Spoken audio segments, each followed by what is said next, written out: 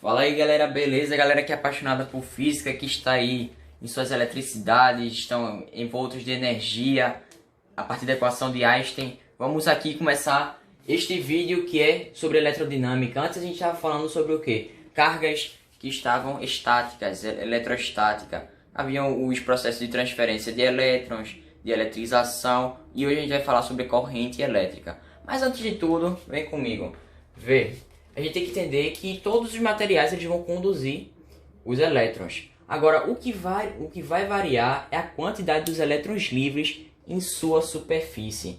E aqueles que têm grande quantidade desses citados vão ser chamados de condutores. Mas o que seriam esses elétrons livres? Vão ser os elétrons que têm uma fraca ligação com o núcleo do átomo. Ou seja, ele tem uma certa facilidade em sair desse átomo e partir para outro. Certo? Ele vai ter essa facilidade, que é relativa, né? Claro, vai ter uma relativa facilidade. Mas, primeira coisa, será que para que haja uma corrente elétrica, será que deve haver um movimento desordenado dos elétrons ou deve haver um movimento ordenado? Essa pergunta a gente vai responder agora. Veja, é necessário, para que haja uma corrente elétrica, um movimento ordenado dos elétrons. Veja aqui esse fio que parece um cilindro, né? Mas é um fio e dentro dele estão esses elétrons que eles vão seguir um movimento da direita para a esquerda, como vocês podem ver. E esses sentidos, a gente pode denominá-los como real ou usual. Se o sentido for do negativo para o positivo, ele vai ser chamado de real, como acontece nesse caso daqui, porque os elétrons estão indo da direita para a esquerda. Mas se ele for usual, que é o que é utilizado de fato, justamente ele vai vir do positivo para o negativo, ou seja, a seta que está em sentido contrário. Mas será que é simplesmente isso? A gente não precisa fazer nada para gerar corrente elétrica? A gente precisa sim. É necessário colocar potenciais elétricos. Que esses potenciais elétricos vão gerar uma diferença de potencial elétrico. Vê que coisa linda. Vai gerar uma diferença de potencial. Por isso que existem as fontes de tensão que a gente vai falar nos próximos vídeos, que é denominada por U, a tensão. Beleza? Mas a gente também pode calcular quantos elétrons justamente vão passar por esse condutor, né, a partir dessa equação da intensidade da corrente, que ela vai ser indicada pela variação de carga. Lembrando que carga elétrica sai em Coulomb, como nos vídeos anteriores eu falei, dividido pela variação de tempo. E tudo isso vai sair em amperes. Amperes, justamente uma medida para distinguir Coulomb por segundo, o que seria aqui, se você pegasse literalmente, seria Coulomb por segundo, né? Carga elétrica que vai sair em Coulomb e tempo em segundo. Mas a gente utiliza amperes. Beleza. Mas existem tipos de correntes contínuas e que continuamente existem no nosso dia a dia. A primeira dela é chamada corrente contínua, que ela vai ter um único sentido. Ela vai sempre em um mesmo sentido fixo. E por que a maioria dos nossos aparelhos, como por exemplo pilhas, baterias de celular, dispositivos eletrônicos, utilizam esse tipo de corrente? Justamente pela presença de elementos semicondutores, que são da família 4A. Eles vão fazer com que justamente essa corrente siga em um mesmo sentido. E como você pode ver aqui, a representação de um sistema, justamente em que vai haver o polo positivo e o negativo. O positivo denominado por essa linha mais extensa e o negativo por essa linha um pouco menos extensa em comparação ao positivo. E como você pode ver, a corrente vai em um ciclo, sempre do positivo para o negativo. Lembrando que eu estou usando o sentido usual. Beleza, existe essa fixação desse sentido. Mas será que ele não pode alternar? Não pode haver nenhuma alternância? Com certeza, existe alternância sim, principalmente nesse dispositivo aqui, ó. Mostra aqui, manhã.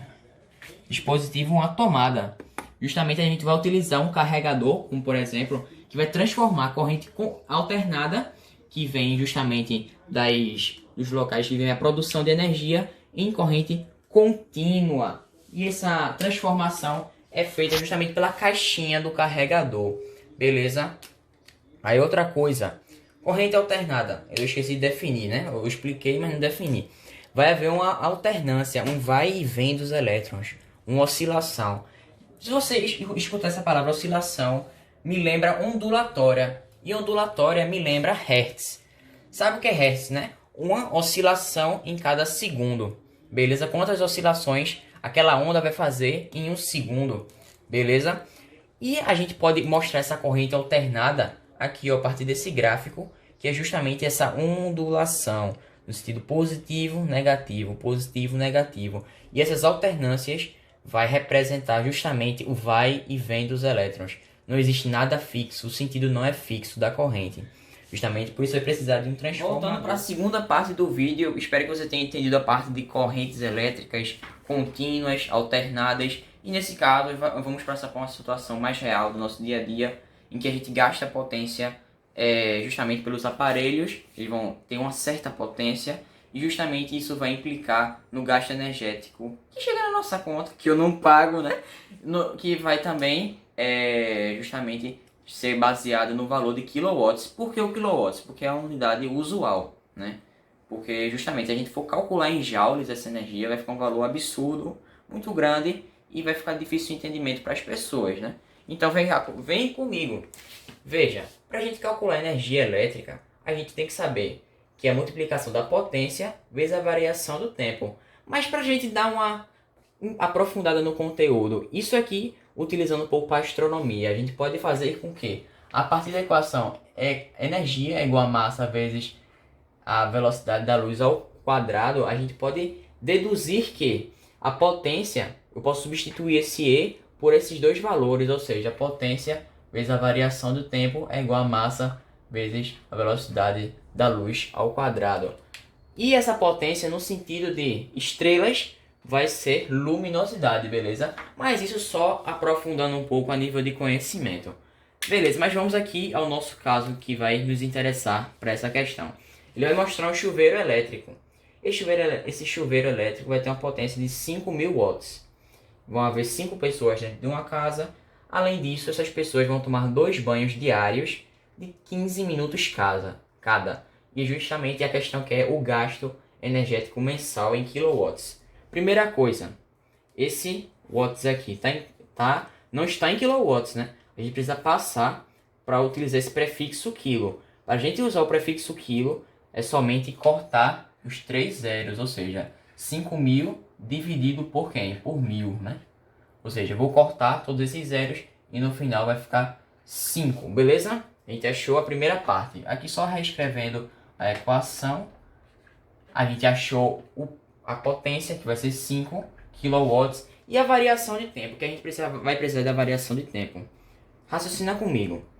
Eu vou ter 5 pessoas, ou seja, 5 vezes. Essas pessoas vão tomar 2 banhos de 15 minutos a cada dia. Eu posso dizer que, ao total, em um dia, elas vão tomar 30 minutos de banho, né? Ou seja, posso colocar assim, 30 minutos de banho. E um mês vão ter quantos dias? 30 dias. Justamente isso. Eu vou multiplicar novamente por 30. Aí agora é só a gente resolver tranquilamente. 30 vezes 30, ou 30 ao quadrado, vai dar 900. E 900 vezes 5, que estava aqui acima, vai dar 450. Minutos não. Vai dar justamente em minutos. E o que a gente vai precisar multiplicar? Dividir agora. É transformar esses minutos para a hora. E como é que a gente transforma minutos em hora? Dividindo por 60. Dividiu por 60. Aqui a gente vai cortar os zeros.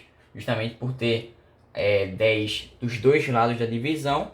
E a gente vai fazer agora a divisão aqui, que a gente vai achar que vai ser 75.